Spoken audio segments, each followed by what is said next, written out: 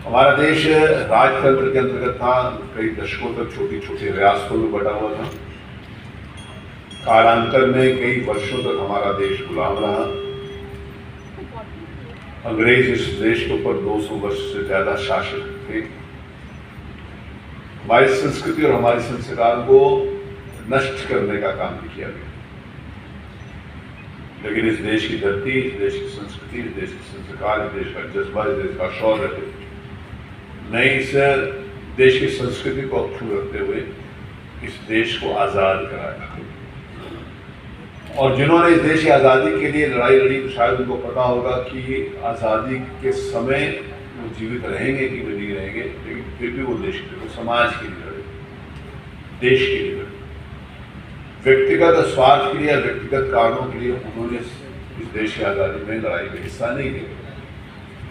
उनका क्या विचार था, आज उनको हम याद इसलिए करना चाहते हैं कि लोकतंत्र की 10 पहली सीढ़ी के ऊपर बात करें तो उसका बहुत बड़ा योगदान है, उसके प्रति श्रद्धांजलि दिया।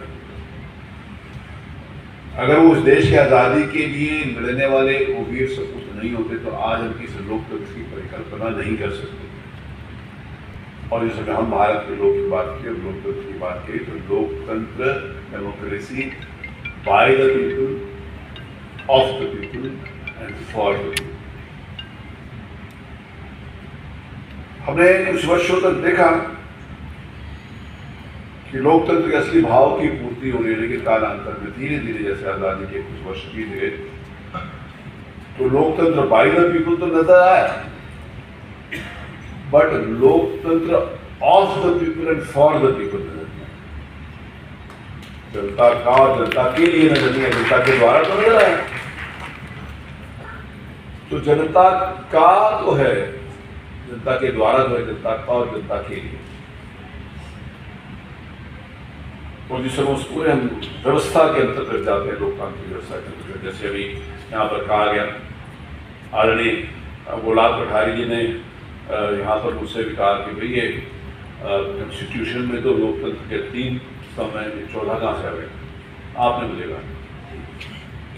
उन्होंने कहा कि चौथा संवाद है लोकतंत्र का, जनता और जनप्रतिनिधि और जनता और सरकार के बीच। लेकिन उन्होंने मान लिया कि सब लोग कहते हैं, और जैसे राजस्थान पत्रिका के बारे में अब सब लोगों ने देखा तो सुना, और आदरणीय गुलाब कोठारी जी के द्वारा जो यहाँ वक्तव्य दिया गया, तो मैं सोच रहा था कि किसी एक अखबार के प्रधान संपादक के द्वारा दिया जा रहा वक्तव्य है, किसी निर्भीक व्यक्ति के लिए जो